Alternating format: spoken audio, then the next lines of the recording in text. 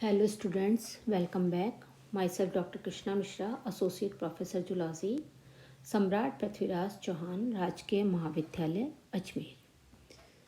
आज हम placentation in mammals का थर्ड लेक्चर जो है वो स्टार्ट करने जा रहे हैं और इस लेक्चर में मैं प्लेसेंटा का classification on the basis of histology. सबसे पहले हम हिस्टोलॉजी के आधार पर प्लेसेंटा का क्लासिफिकेशन जो है उसको डिस्कस करेंगे कि हिस्टोलॉजी के बेसिस पर हम प्लेसेंटा जो है उनको कितने पार्ट में डिवाइड कर सकते हैं। जो सबसे पहला टाइप हिस्टोलॉजी के बेसिस पर है वो है एपिथीलियो कोरियल प्लेसेंटा। एपिथीलियो कोरियल प्लेसेंटा जो होता है वो सबसे प्रिमिटिव टाइप का प्लेसेंटा होता है, जहाँ पे कि एलेंटो कोरियोनिक विलाइस और यूटेराइन वॉल जो है वो एक दूसरे के कांटेक्ट में रहते हैं। इस केस में यानी कि इस प्रकार का जो प्लेसेंटा होता है उसमें 6 प्रकार के टिश्यूज़ या फिर लेयर्स जो होते हैं वो फीटस और मैटरनल ब्लड के बीच में पाए जाते हैं। ये चारों लेयर्स जो हैं उसमें endothelium of the foetal blood vessels, chorionic connective tissues, chorionic epithelium और ectoderm of chorion, uterine epithelium, maternal connective tissues और endothelium of maternal blood vessel. ये 6 लेयर्स जो हैं वो प्रेजेंट होती हैं। यहाँ पर हम देख सकते हैं कि ये वाला जो है वो है epitheliochorial placenta. This one is epitheliochorial placenta. उसमें 6 लेयर्स प्रेजेंट है। फीटस के साइड से यदि हम स्टार्ट करें तो फीटल की सबसे पहले आती है एंडोथीलियम फीटस की, उसके बाद में आती है उसकी मीजोडर्म, फिर ट्रोफोब्लास्ट, फिर ये maternal epithelium, maternal connective tissue और मैटरनल एंडोथीलियम।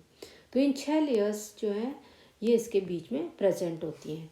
इस टाइप के प्लेसेंटा में चूँकि यूटेराइन एपिथेलियम जो है मैटरनल पार्ट की वो ओपोज्ड होती है और यह जो है वो chorionic epithelium of fetal part जो है उसके साथ कांटेक्ट बनाती है, इसलिए इसको एपिथेलियो कोरियल प्लेसेंटा कहते हैं। एपिथेलियो कोरियल क्यों? क्योंकि एपिथेलियम और कोरियल एपिथेलियम जो है उसके बीच में कनेक्शन होता है। The chorionic villi they lie in the pocket like depression of uterine wall.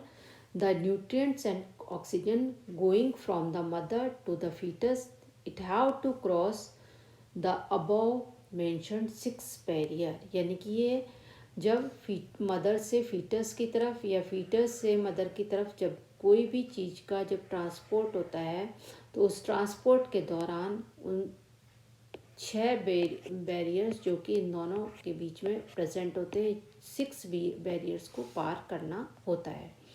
It is a non-deciduous placenta because at parturition none of the placental tissue is lost.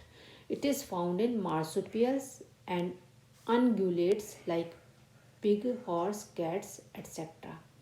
ये जो है non deciduous यानी कि इसमें किसी भी प्रकार का मैटरनल साइड से या फीटल साइड से जब बर्थ होता है तो उस दौरान किसी भी प्रकार के टिश्यू का लॉस नहीं होता है, इसलिए इसको नॉन डेसिडुअस प्लेसेंटा कहते हैं।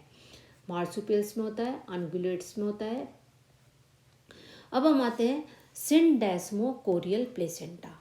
इस तरीके के प्लेसेंटा के अंदर जो कोरियोनिक विलाइस जो होते हैं वो यूटेराइन एपिथेलियम जो है उसके साथ इरोड हो जाते हैं, जिसकी वजह से जो यूटेराइन एपिथेलियम जो है वो लॉस्ट हो जाती है, वो डिस्ट्रॉय हो जाती है।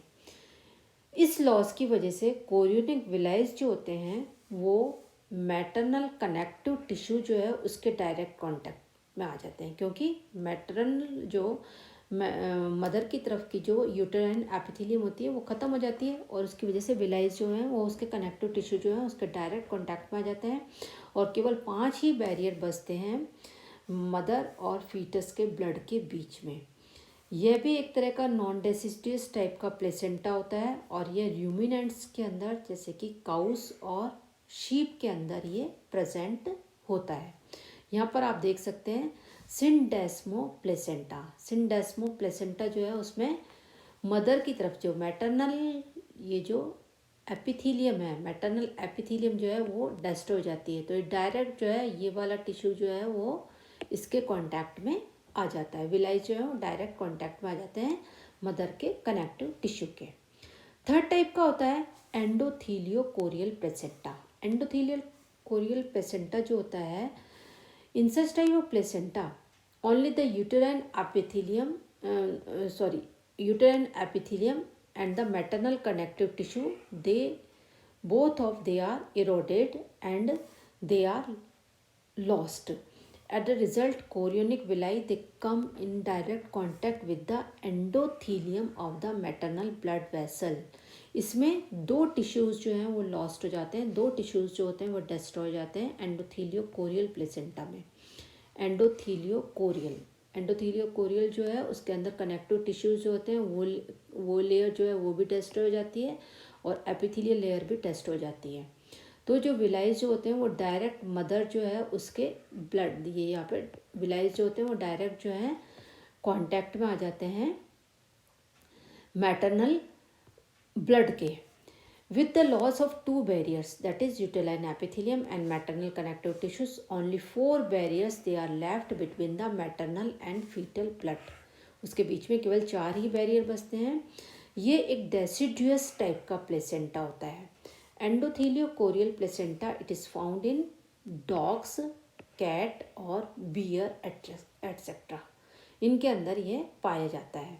Fourth is haemochorial placenta. Haemochorial placenta जो होता है उसके अंदर नंबर ऑफ बैरियर्स जो होते हैं मदर और फीटस के बीच में रिड्यूस होकर के केवल 3 ही रह जाते हैं। इस तरीके के प्लेसेंटा में all the 3 barriers of the maternal side, जैसे कि uterine epithelium, maternal connective tissues और endothelium of maternal blood vessels, ये तीनों के तीनों डिसअपियर हो जाते हैं और इसके परिणाम स्वरूप कोरियोनिक विलाई जो होते हैं वो डायरेक्ट कांटेक्ट बनाते हैं मैटरनल ब्लड के साथ।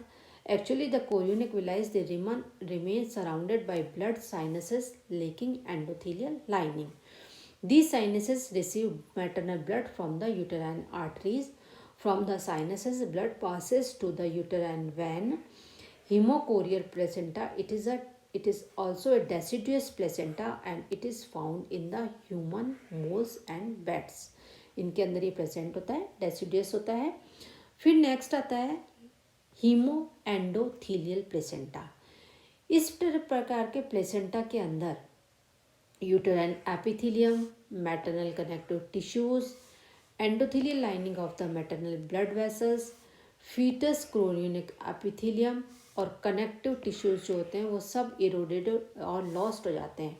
इसके फलस्वरूप केवल एक ही बैरियर जो कि एंडोथेलियल लाइनिंग होती है फीटल ब्लड वेसल्स की, वही बचता है मदर और फीटस ब्लड के बीच में।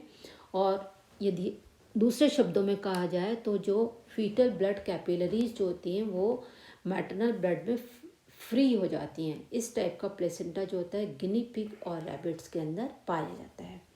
तो इस तरीके से हिस्टोलॉजी के बेसिस पर यदि हम यहाँ डायग्राम देखें तो ये देखते हैं कि प्रत्येक उसके अंदर जैसे जैसे एपिथेलियो कोरियल में जहाँ 6 बैरियर होते हैं, सिंडेस्मो कोरियल जो है उसमें केवल 5 बैरियर रहते हैं, एंडोथेलियो कोरियल जो है उसके अंदर केवल 4 बैरियर रहते हैं। इस तरीके से एक एक बैरियर जो है वो हटता चला जाता है और ये हिस्टोलॉजिकल बेसिस पर अलग अलग जो एग्जाम्पल्स जो हैं एनिमल्स के अंदर वो अलग अलग प्रकार के प्लेसेंटा जो हैं वो प्रेजेंट होते हैं।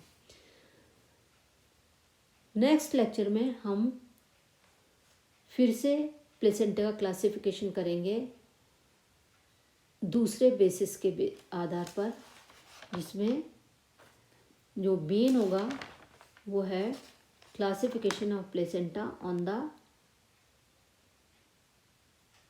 Basis of presence of or distribution of chorionic villi.